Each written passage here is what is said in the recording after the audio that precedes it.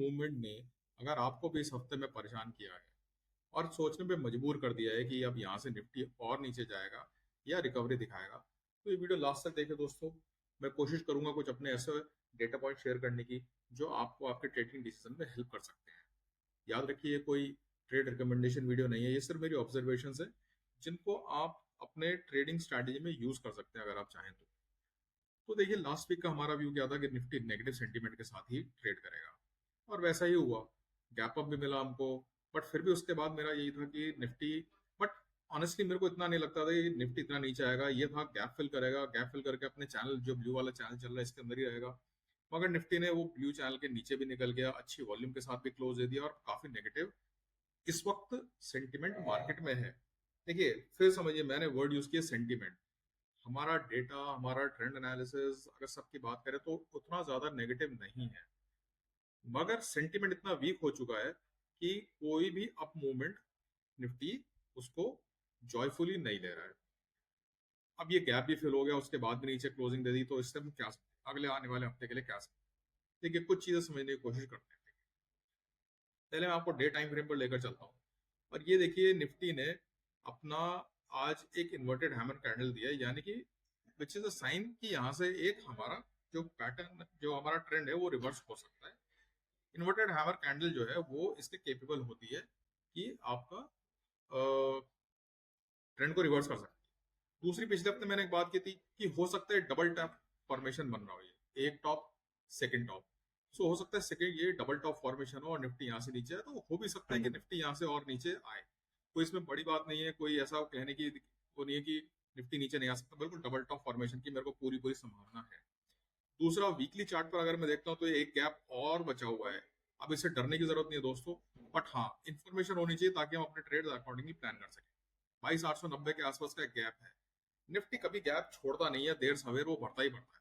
कोई बड़ी बात नहीं है कि अगर हम यहाँ तक भी आ जाए आने वाले कुछ टाइम में, इमीडिएट कल में ऐसा होगा, अगले हफ्ते की बात नहीं कर रहा हूँ, बट हाँ जनरली ये गैप भी फिल हो सकता है। उसके लिए भी आप मेंटली तैयार रहिए। और निफ्टी का ट्रेंड नेगेटिव है, हो क्या सकता है, डेटा मुझे ये बताता है कि हम अगले हफ्ते की जो ओपनिंग हमारी रहेगी वो नेगेटिव रहेगी। गैप डाउन भी हो सकता है। सेटअप तो उस तरीके का है, क्या होगा क्या नहीं होगा वो वीकेंड के बाद ही पता लगेगा, न्यूज वगैरह जिस तरीके आएंगी। मगर जहां से भी निफ्टी खुलेगा अगले हफ्ते, वहां से एक इनिशियल हमें रिकवरी दिखेगी, ये भी मुझे साफ साफ दिख रहा है। इनिशियल रिकवरी दिखेगी, मगर वो रिकवरी मुझे नहीं लगता सस्टेन होगी। फिर वहां से हम नीचे गिरेंगे, और कहां तक गिरेंगे वो भी एक लिमिटेड, हम जिसे कहना चाहिए फॉल रहेगा। कहने का मतलब ओवरऑल क्या हुआ, कहने का मतलब ये हुआ कि निफ्टी अगले हफ्ते एक रेंज में रहेगा। वो रेंज क्या हो सकती है, वो रेंज आप डिसाइड कर सकते हैं। रेंज आप मेरी रेंज को भी फॉलो कर सकते हैं चाहे तो। स्ट्रैटेजी बनाने के लिए अगेन कोई ट्रेड नहीं दे रहा हूं मैं, मगर ये जो मैंने कैलकुलेट करी अपनी रेंजेस अगले हफ्ते के लिए, मुझे लगता है कि बहुत से बहुत निफ्टी जो है 24, नहीं सॉरी, ये रेंज तो खैर ट्रेडिंग के लिए है, बट ओवरऑल अगर मैं बोलूं वीक के लिए, डे ट्रेडिंग के लिए, डे के लिए है। बट 24,668, 668 से लेकर, और मुझे लगता है कि 24,276,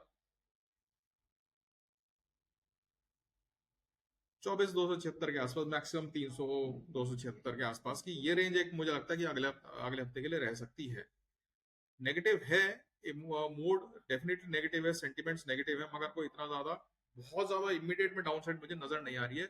ऑप्शन राइटर्स के लिए, स्ट्रैंगल के लिए, स्ट्रैडल वालों के लिए, उनके लिए जो है निफ्टी फायदा दे सकता है। ऑप्शन श्रिंक होंगे, दोनों तरफ का मूवमेंट आपको मिलेगा, ये मेरे को लगता है। ऑप्शन चेन की अगर हम बात करें तो मैसिवली कॉल राइटर्स का दबदबा है, कंट्रोल है बहुत जबरदस्त। इस बार की एक्सपायरी, वीकली एक्सपायरी ट्यूसडे को होगी, तो हमें दिन कम मिले इस एक्सपायरी में। मगर अगर हम देखें तो करीब 17.2 करोड़ कॉल्स रिटर्न है, 9.6 करोड़ हमारे पास पुट्स रिटर्न है। हमारा 24,400 ब्रेक होता हुआ मुझे इतने आराम से नहीं दिखता है। फिर भी मैंने 24,300 पे रखा है अपना जो लेवल नीचे का बताया आपको।